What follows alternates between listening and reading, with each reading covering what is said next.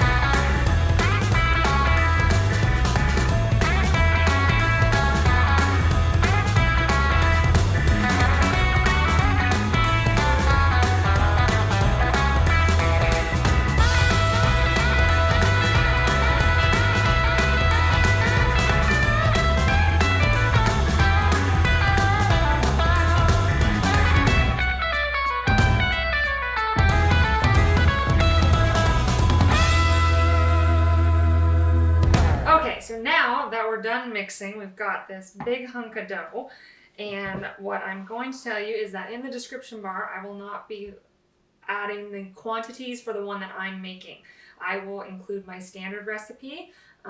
Just for the average baker, I don't think you need as many cookies as I do, but if you do, all I do is just double or triple the recipe to get this amount of cookie dough. So this is a triple times of my regular standard recipe. So I'll be including the measurements for the standard recipe down below, as always, in the description box.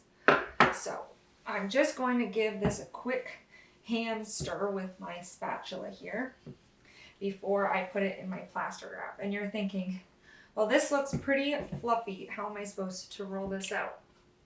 You aren't right now. You are going to put this in the fridge overnight. I always make it the day before because it just turns out better, and it gives you the peace of mind that, oh, is it 4 hours, 6 hours? This way it's just the day before overnight and it's easy. So I just have my plastic wrap here, and I like to roll mine into a square. I find it's the easiest once I start to cut the cookies. So what I do, this will probably give me about 3 kind of squares here that I'm going to form, you'll see. So you won't be needing your oven just yet, but once you have your cookie dough chilled, you can preheat to 350. So because I already have some chilled, magic of TV, we're going to go ahead and continue on. But this batch here, I won't roll it out or bake it until the next day. So just keep that in mind when you're doing your holiday prep. Prep your cookie dough at least a day in advance. You can do it even longer, but at least a day in advance, to kind of set all that butter in there, because remember we use softened butter. It's just the easiest to use because then you get a nice smooth cookie dough. So there's one. I'm going to double wrap this one, and then these are going into the fridge overnight, like I said.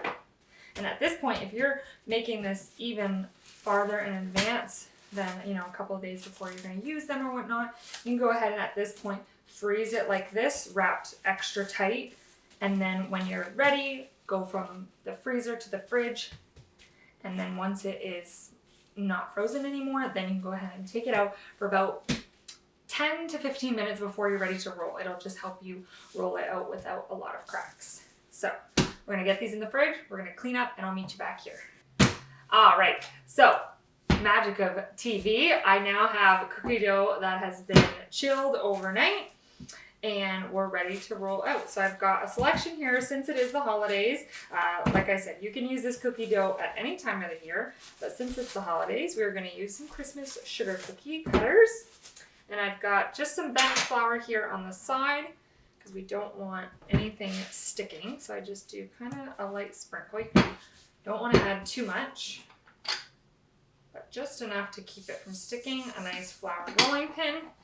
And again, like I said, I've got my oven preheated to 350, and I've got a parchment lined baking sheet right next to me so that when we are done cutting out the cookies, they can go right on there. And the great thing is if you do this from chilled, then you can go ahead and bake them right away. Sometimes what I'll do, especially for cookie prep, is I will do this step and I will line one of my smaller trays with parchment paper. I'll cut all the cookies out, layer them in between parchment paper, and then I'll freeze all of them like that.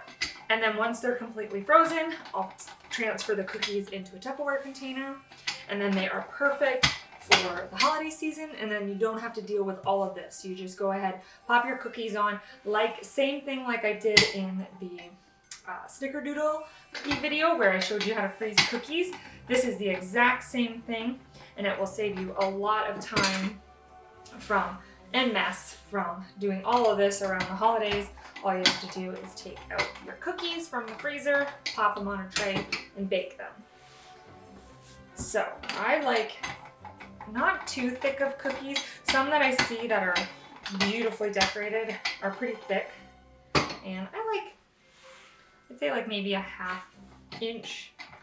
I just kind of know the thickness by now, so I just kind of, whatever feels right. I don't like them too thin.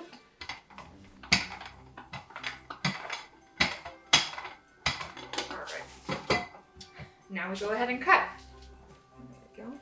Sometimes too, depending on the cookie cutters you use, you might need to flour them ahead of time, but most often they pop out pretty easily.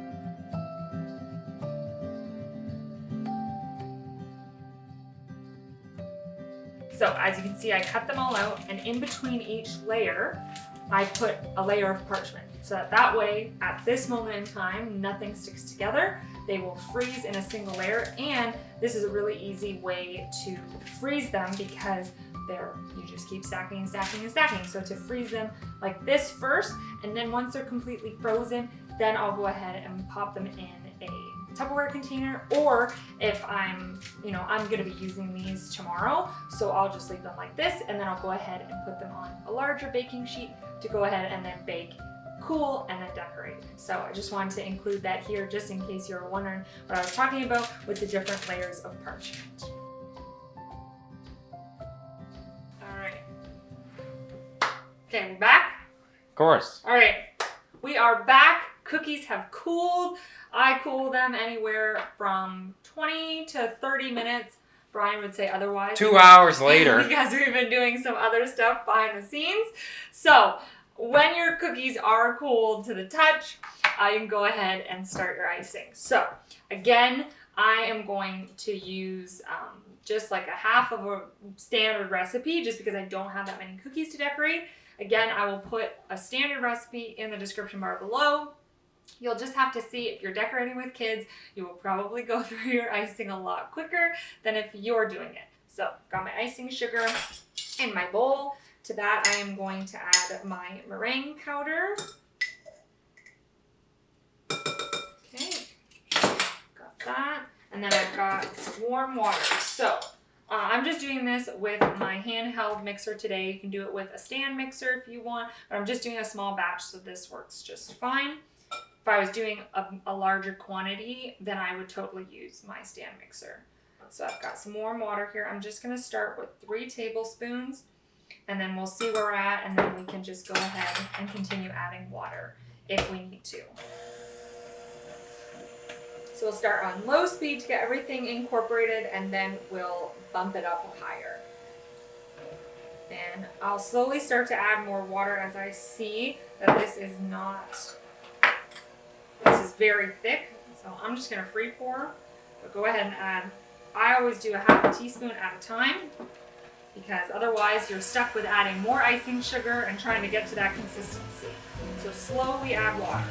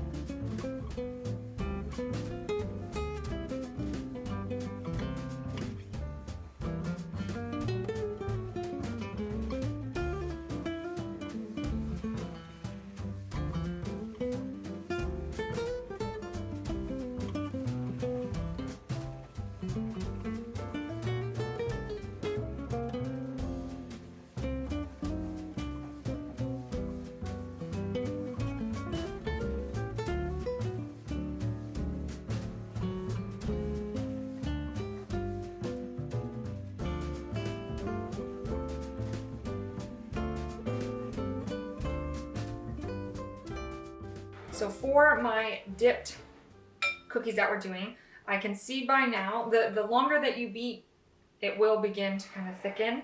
And then this will thicken also as we kind of let it sit. But right now, like even that little extra drop of water was just a tad too much. So it's flowing a little bit too quickly, and we don't want that because then it will just flow right off our cookie. So I'm going to add just a titch more of icing sugar and beat it again on high. Okay. So I'm just going to add 2 tablespoons of icing sugar to start. Again, we're going to check our icing for the perfect consistency. So what we're looking for here is that when you're mixing it in your bowl, that it will begin to, how about you come closer? So, as you can see here, I'm mixing it. This is kind of your tale to tell. So you can see it slowly spreading out to the edges of the bowl. So when I pick it all up in the center, but it's not going so fast. Like maple syrup, this is more kind of like toothpaste consistency. You can see there it's slowly. So before it was going a little too fast, and now this is the perfect consistency that we're looking for. And I'm just going to take a little bit in white,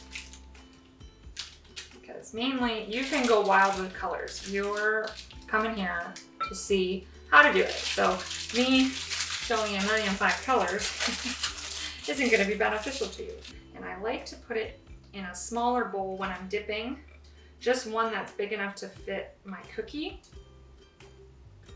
because then it won't dry out as fast. So when you're working with royal icing, you kind of have to work somewhat quickly, but as long as you keep the rest covered with plastic wrap, if you keep it in your bowl, whatever you do, if you're not using some, you can keep it in a piping bag. If you've already snipped the tip, then you can just keep it kind of under a damp cloth.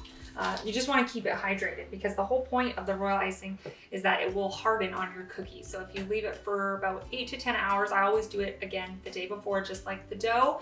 I always do it a day before, and then I know that I'm safe and it's going to be dry, and I'll be able to package it if I want into individual bags or just in a box. So all I've done there, I just found that in that little bit of time that we were kind of waiting, it stiffened up a bit. So all I did was dunk my spatula into the water, and that didn't give us too much to go ahead and kind of loosen that up a bit. So got my green here. I'm gonna take a toothpick and we're going to dot the top of this in any shape or form you want, and then swirl it about, all in the icing.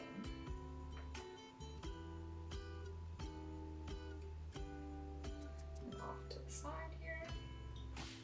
Okay, and now with our tree, trying to go in, we're going to shake on the top of the icing. We're going to continue to shake on the way out. And shake, shake, shake all the excess. It doesn't matter what it looks like in the bowl because each one will be unique. You want to shake, shake, shake. Sometimes I lift up, and when there's not much coming else off, as you can see, I flip, and then there we go. And all you have to do is just clean up the edges a little bit. If I like to go all the way to the edge, so sometimes I have to clean it up. And there you go.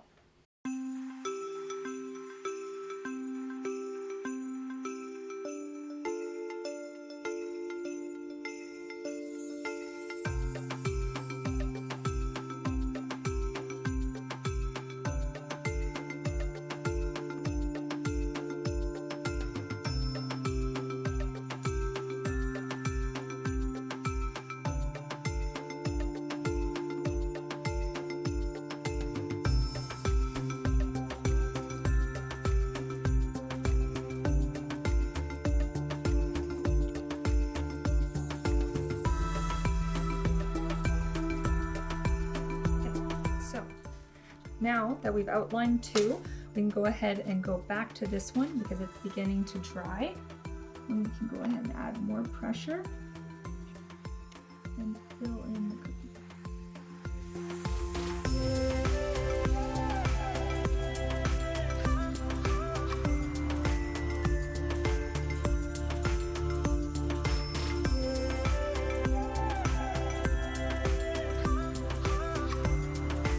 And then if you have any air bubbles, you just kind of poke them with your toothpick.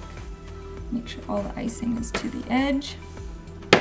And at this point, if you were to go in with another color, let's say red polka dots, you'd want to do it right now because if you want them to be flush. If you want them to be raised, then you can go ahead and wait until this dries, and then you can pipe them on top.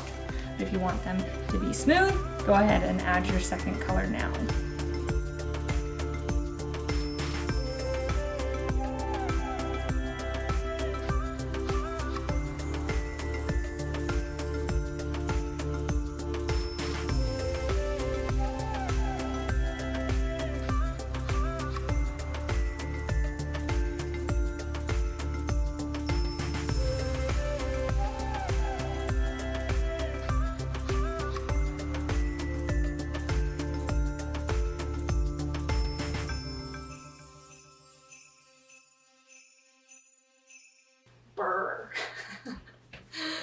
All right, guys, here are the Christmas cookies that I don't even look at the camera. Oh, gross.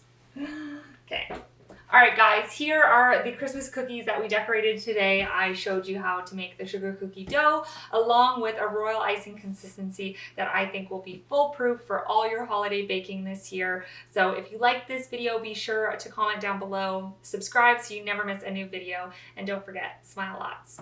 Bye, guys. And Merry Christmas and Happy Holidays. Have a great one, guys. We'll see you in 2021. I'm not putting that in there. Okay, fine.